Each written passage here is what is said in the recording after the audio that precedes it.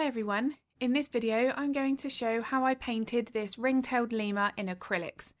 Now this is a grayscale painting and the paints I've used here are all by Liquitex Basics. I've used titanium white, Mars black, and I have at times also included a little bit of the unbleached titanium white.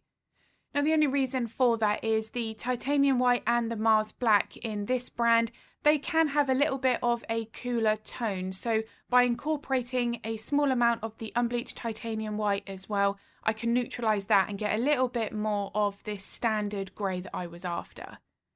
Now working in grayscale is a wonderful thing to do in any medium that we work in. It can really help us to focus on the fundamental brush and layering technique when working with acrylics.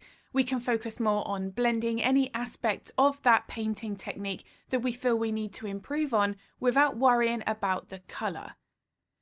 Now when I'm working with my base foundation, this is the same process that I use if I am working in colour. So again, this is a great method of practicing this key foundation stage.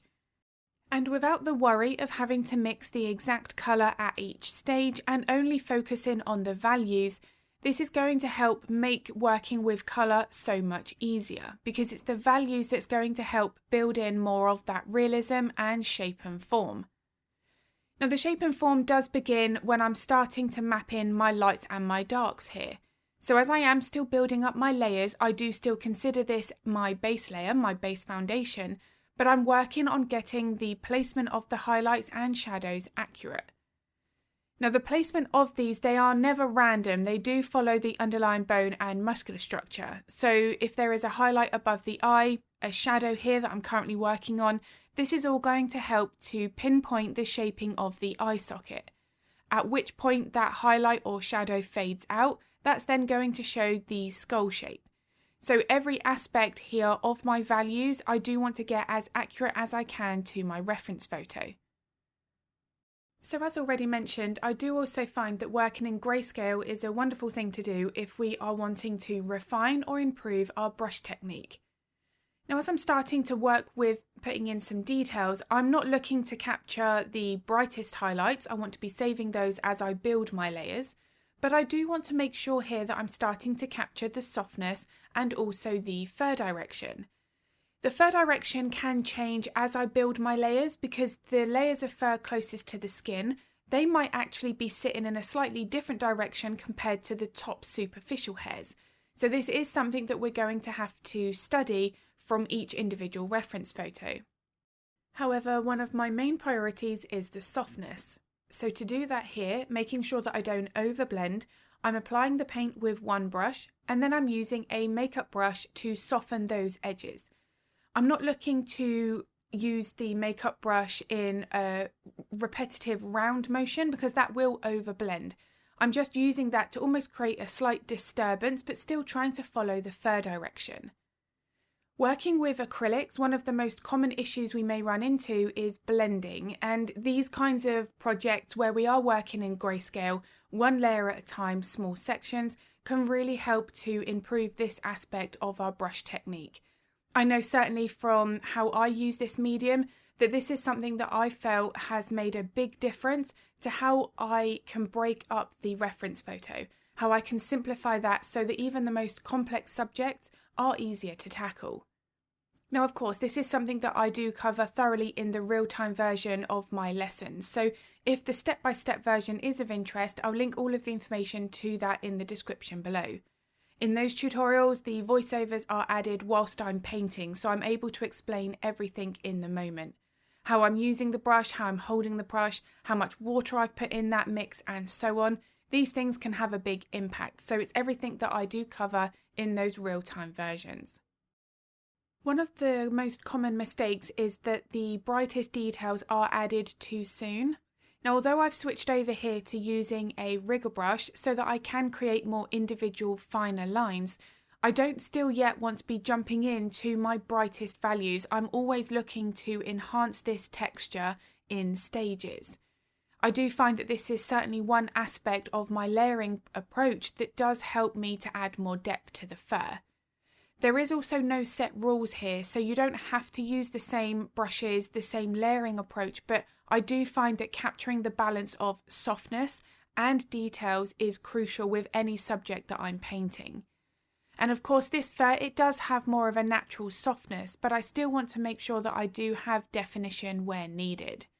The rigger brush is a nice brush to use to get that balance of additional detail, but without making those hairs look too wiry, and that's because I'm still using my makeup brush to soften. But again, as I've mentioned, it's crucial here not to overblend. As I start to then work on the top of the head, and I'm going back here to the first initial layer of building in texture, one thing that does start to become more apparent is that the layers of paint almost look a little bit too light. The darker values on my base foundation do look more of a darker midtone rather than a very dark shadow. Now this is something that can happen with specific brands of acrylic paint, and you'll start to see this here. When the paint goes onto the canvas first, it looks fairly dark, but as it starts to dry, it almost goes more for a mid-tone grey.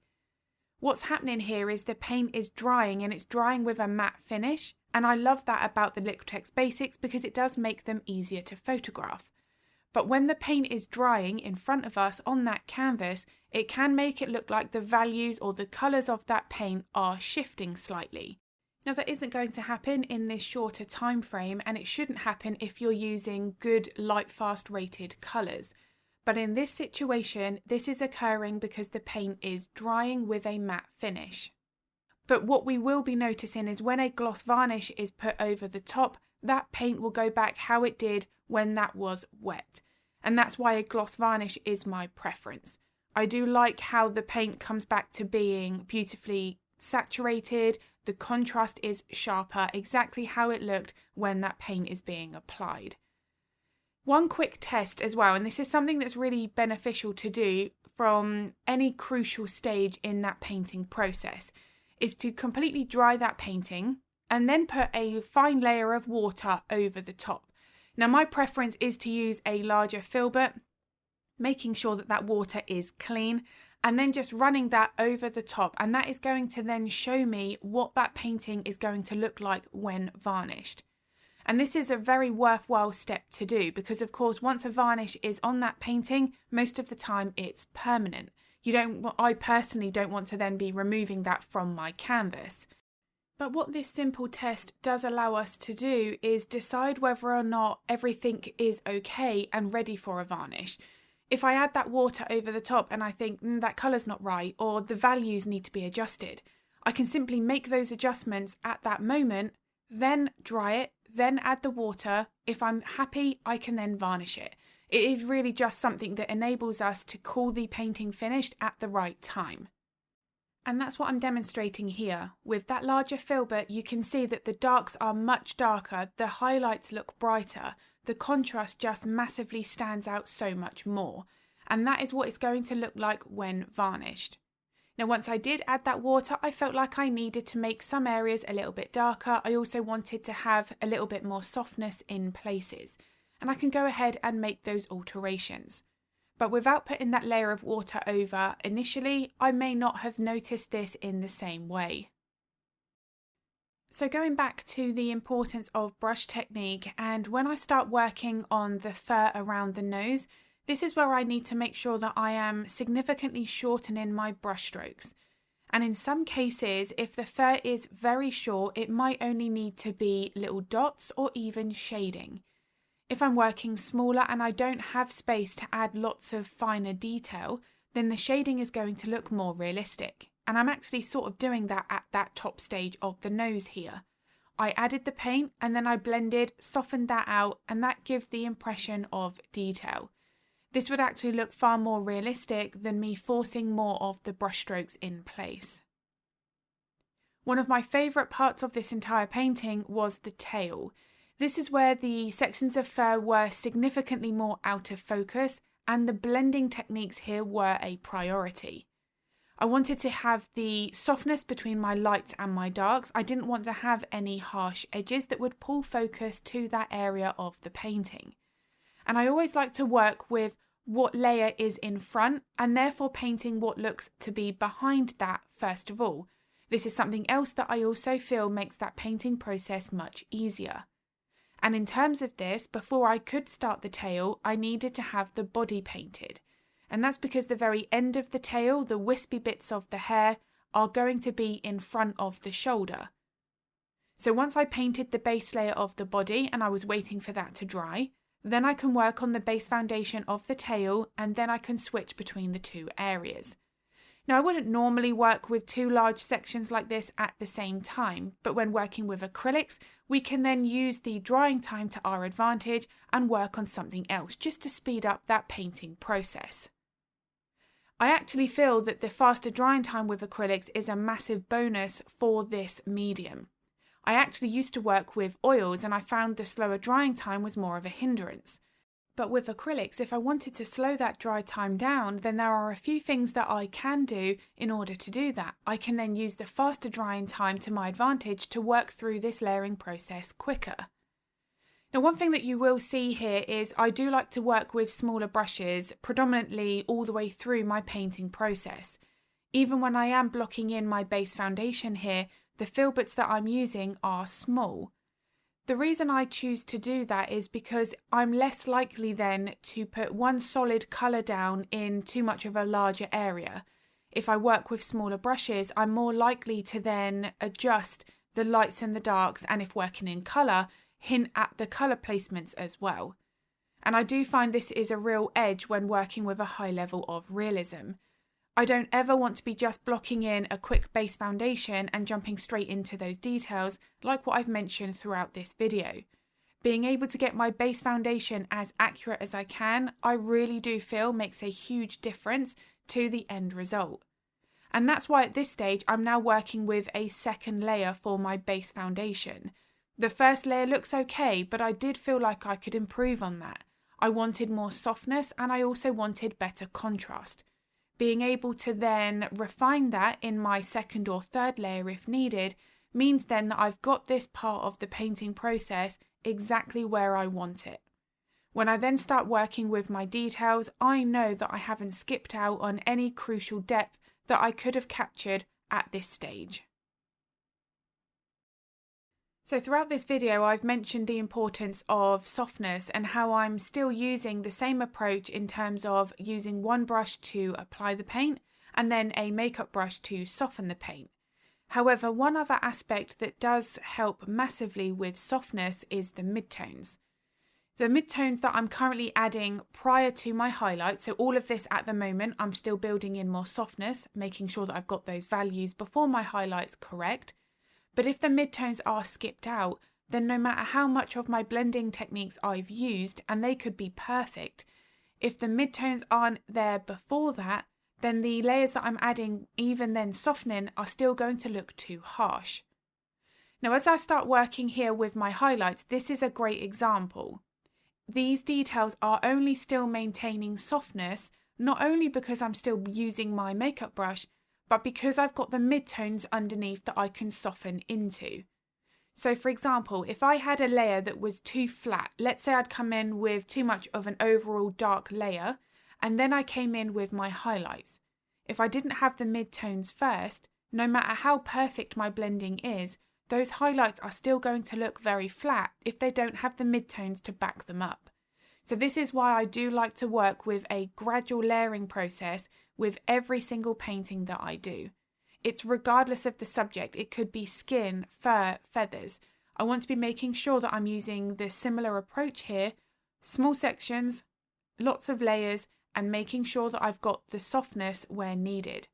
Because even something such as a border terrier that has wiry fur that we wouldn't necessarily say is a softer fur texture, there will still be layers of that fur that need softness, because they are still going to help with that depth closer to the skin. I've got lots of videos here on YouTube that show many different animals, different dog breeds, where I am showing my layering process, and you'll see there how the initial foundations have the desired softness before I add my details. But of course, I do cover all of that and the variety of brushstrokes, how we should break up that layering process, all aspects of the brush technique in my real-time step-by-step lessons. So I am often asked why I like to work in smaller sections. One of the main reasons is that If I work with one painting session and I manage to get the face done, I can put the brushes down, look back at my reference photo and know that my painting already starts to look realistic. If I work with one whole layer for the entire painting, then a second layer and so on, I get a little bit discouraged because it's a longer process to get that level of realism, even though technically the painting would maybe take the same length of time. If I can just focus on one area initially and know then that's looking like the photo, I'm more likely to want to come back to that painting each painting session and get that finished. I certainly do find that it can help with that feeling of becoming burnt out. If we're feeling like we're hitting more of those realistic tasks with the level of detail that we're putting in, because this level of realism, it is quite time consuming. If we feel like we're getting to that result a little bit quicker, then that really does help us then to keep that through, that momentum as we work on that painting. And then alongside that, I also have a personal rule where I don't allow myself to start the next acrylic painting until I've got the current one finished. And that does stem from when I worked with oils. Because of the slower drying time of oils, I did have multiple paintings on the go at the same time. Whilst one was drying, I was then starting the next. The problem that I found is I would then lose interest in the ones that I started with initially, and I ended up having lots of unfinished work.